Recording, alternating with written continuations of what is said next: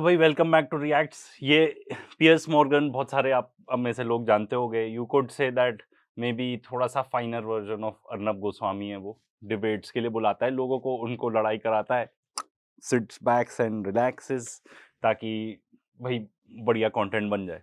तो यहाँ पे जो दिन दो लोगों की हो रही है, एक तो my favourite comedian one of my favourites Bassem Youssef, ठीक है, एंड एलन डर्सोविच, जैसे भी इसका नाम बोलते हो, हार्डकोर ज़ायनिस्ट, ठीक है, मोसाड का लॉयर रहा था, जेफरी एप्स्टीन का वकील था ये।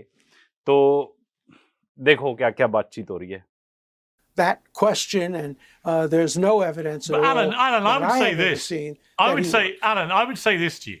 You know, if I was to ask you about all the despicable crimes that Epstein was committing, right, you would say, because I think you've said it publicly, you didn't know about any of that, right? So, could it be that Jeffrey Epstein just had a completely different life that he just did not tell you about, and that included despicable human sex trafficking, and it may also have included being a spy? I mean, clearly, if he wasn't telling you about all the sex trafficking, which was a huge amount of his life, then why is it surprising if he kept the rest of it from you?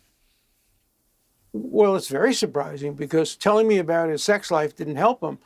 Telling me that he worked for the Mossad would have given him a get out of jail free card. Remember, Jeffrey Epstein hated me before he died. He wrote all kinds of letters to Woody Allen as to what a terrible lawyer I was. He wouldn't pay me my...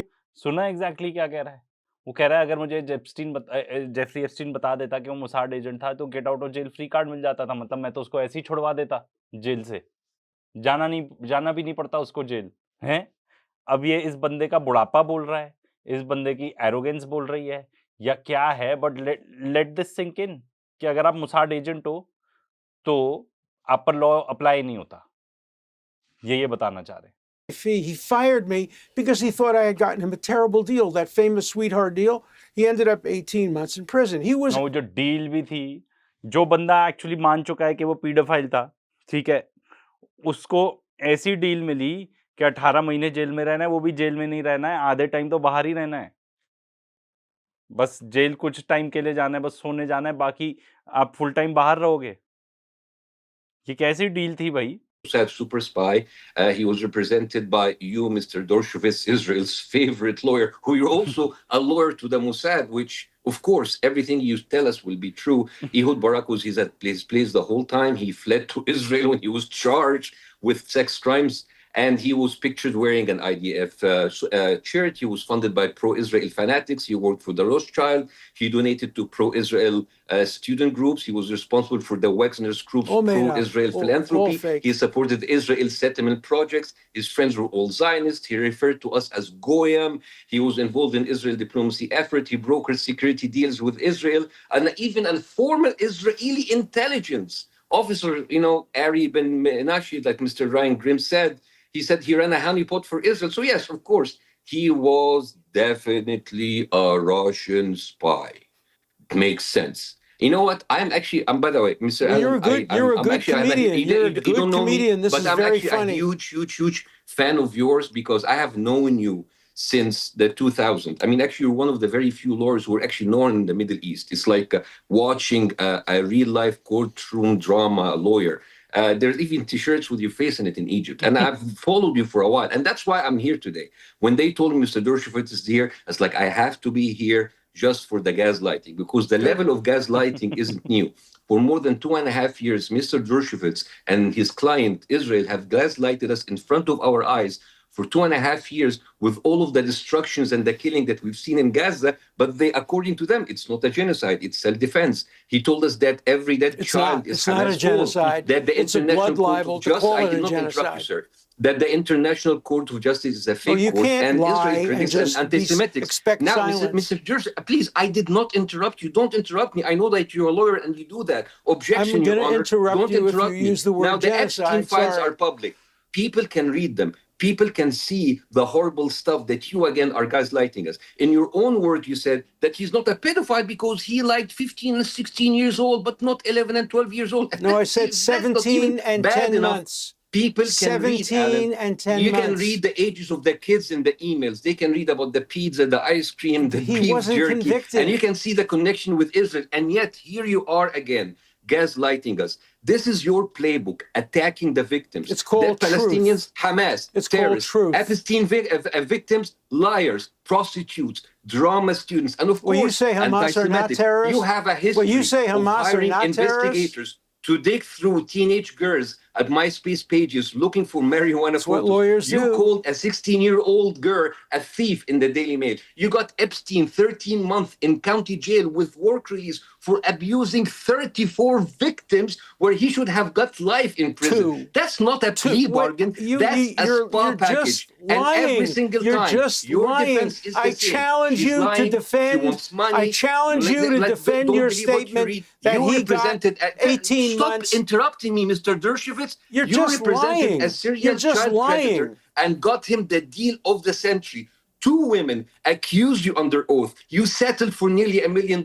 Innocent men don't pay. They go to trial. That's You know another who lie. pays? इस पे आते हैं अभी, पर आगे क्या बोला यार, वाह यार, क्या बोला है इसने, इतनी सारी चीजें बोली। एक तो सबसे ज्यादा कि इजरायली सबसे बड़े झूठे, ठीक है, गैसलाइट करते हैं, मतलब आप कुछ भी बोल दो उनकी अपनी एक्सप्लेनेशन रहती है। एंड कितने सारे लोग हमारे आसपास इंडिया में तो खास तौर पे इस गैसलाइटिंग को बिलीव करते हैं।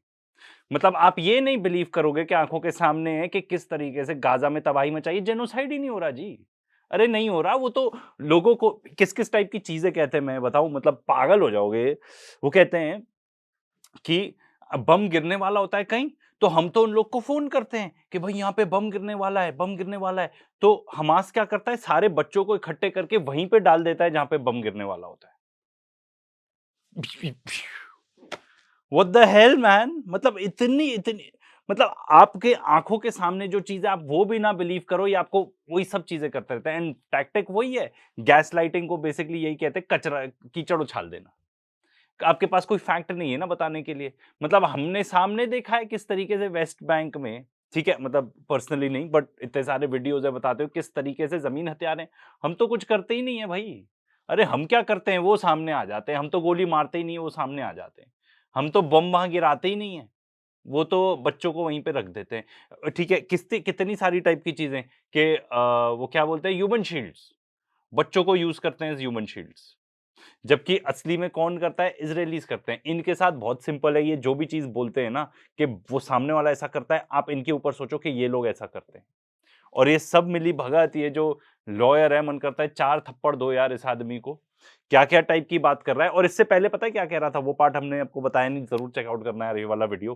पियर्स मॉर्गन हम कभी भी नहीं आपको रेफर करेंगे, बट इन दिस केस कर लेना। और क्या करेंगे इजरायलीज, अपने खुद के लोगों को मार देंगे। अक्टूबर 7 में यही तो हुआ, हैनिबल डायरेक्टिव। क्या मतलब मजाक चल रहा है। इनके पास क्या थी, AK-47 हमास के पास, और वो जो गाड़ियां थी उनकी, उस पे इतने बड़े बड़े निशान उसके, क्योंकि वो उनके अपाची हेलीकॉप्टर्स से थे। तो बेसिकली अक्टूबर 7 में हुआ ये होगा, उन्होंने कहा होगा अरे सर वो आ गए जैसे सोच रहे थे हम, तो नेतन्याहू कहता होगा हाँ हाँ आन दो लोगों को मरने दो यार, इतने को मार दिया, उतने को मार दिया, हाँ ठीक है। फिर पूरी स्क्रिप्ट तैयार होगी, क्या क्या बोलना है, बिहेडेड बेबीज भी बोलना है, ये भी बोलना है कि बहुत क्या कहते हैं सेक्सुअल असॉल्ट, ये सब भी हुआ, ये सब भी बोलना है। तो लाइक सर अब तो जाएं हम, अब तो जाएं। अरे नहीं, खून खराबा और होने दो। तो लाइक कितने लोग मर गए होंगे, क्या पता सर, अभी 100-200 मरे होंगे। अरे यार एक काम करो, हेलीकॉप्टर ले जाओ, अपने ही लोगों को मार दो। और ऐसा एग्जैक्टली हुआ है। एक जहां घर में वहां पे हॉस्टेजेस को रखा था, ये लोग रेडी थे बाहर आने के लिए, इन्होंने कहा नहीं बाहर नहीं आने दो, उनको सबको मार दो। उनसे बस गलती तो ये हो गई कि हॉस्टेजेस उन्होंने ले जाने दिए ज्यादा, नहीं तो उन पर भी पूरी गोलियां चला रहे थे। कितने लोग तो बस ऑन रूट ही मर गए होंगे। तो एग्जैक्टली यही, मतलब मुझे तो लगता है ऐसा टाइप का ही हुआ होगा। एंड ऊपर से यार तुम किसकी बात कर रहे हो, कैसे देश की जो फॉल्स फ्लैग ऑपरेशन में माहिर है। एक हमने वीडियो बनाया था बॉन्डाई बीच अटैक पे जो सिडनी पे हुआ था, उसको भी चेकआउट करना। मतलब इतना 9/11, मतलब ये लोग ऐसे झूठ बोलेंगे कि तुम कहोगे यार कोई ऐसा झूठ बोल कैसे सकता है, पॉसिबल ही नहीं है, सच बोल रहा होगा सामने वाला। पर अब दुनिया के सामने पर्दाफाश हो चुका है भाई। अगर हमें कुछ पता चलता है इस पर्टिकुलर कॉन्वर्सेशन से, तो वो यही है। ये बंदा, ये बुढ़ऊ कह रहा है अरे वो माइनर का रेप था नहीं, वो पीडोफाइल तो था नहीं, क्योंकि वो जो बच्ची थी वो 17 साल और 10 महीने की थी। माइनर थी ना फिर? नहीं, नहीं, नहीं, वो ऐसा नहीं था, वो ऐसा था, वैसा था, इसको कहते हैं गैसलाइटिंग। तो भाई इज़राइलीज़ की असलियत ये है एंड अब दुनिया में समझ आ चुका है, बहुत सारे बेवकूफ़ लोग हैं जिनको नहीं पता, मेरे आस-पास भी बहुत सारे हैं जिनको नहीं पता, वो इस सब टाइप की बकवास करेंगे, अरे! इज़राइलीज़ क्या कर रहे हैं, मुसलमानों को मार रहे हैं, अच्छा ही तो कर रहे हैं। अरे! मुसलमान जाके यूरोप पॉपुलेट कर रहे हैं। तो मैंने कहा कि भई यूरोप उनको अलाउ करना है एंटर करने के लिए? तो कहते हैं हाँ, ह्यूमन राइट्स, वो कहते हैं ह्यूमन राइट्स। मैंने कहा सबसे पहले तो ये बोलो, उनके ये सोचो, उनके अच्छे भले देश थे। आपने उस देश को ही जाके खत्म कर दिया, तो वो कहीं तो जाएँगे ना अपने लाइवलीहुड के लिए। ज़्यादा यूरोप में कहाँ से बढ़े हैं? आपके सोमालिया, सूडान, ठीक है? इराक, सीरिया, लेबनान, आप जाके लिबिया, आप जाके उनके ही देश तबाह कर दोगे और फिर बोलोगे यार वो तो हमारे यहाँ आ रहे हैं, ऐसा क्यों है? तो अगर ऐसी प्रॉब्लम है तो यूरोपियंस को सबसे ज़्यादा प्रॉब्लम्स इज़राइलीज़ के साथ होनी चाहिए, अमेरिकन्स के साथ होनी चाहिए क्योंकि उन्होंने जाके किया। ब्रिटिशर्स के साथ होनी चाहिए, they were fully involved in all of these. French के साथ होनी चाहिए, वो तो लिबिया में खुद ही दे वर स्पीयर हेडिंग कि हाँ, लिबिया को जाके खत्म कर दो क्योंकि वो गोल्ड दिनार बना लेता तो इनका सीए फ्रैंक का जो जिस तरीके से एक्सप्लॉइट करते हैं अफ्रीकन कंट्रीज़ को वो पूरा पिट जाता है इनका मामला। मतलब ये ऐसे हैं कि आपकी आँखों देखी में भी बताएँगे कि नहीं। मतलब जितना ह्यूमनली पॉसिबल है ना झूठ बोलना उससे कई ज़्यादा झूठ ये लोग बोल लेते हैं। कहीं असली में तो ये लोग एलियंस नहीं है, जैसा बात हो रही है आजकल चल रही है थ्योरी, हैं? वैसे तो ये सब चीज़ें आपको डिस्ट्रैक्ट करने के लिए करी गई है, डिस्ट्रैक्ट मत होना।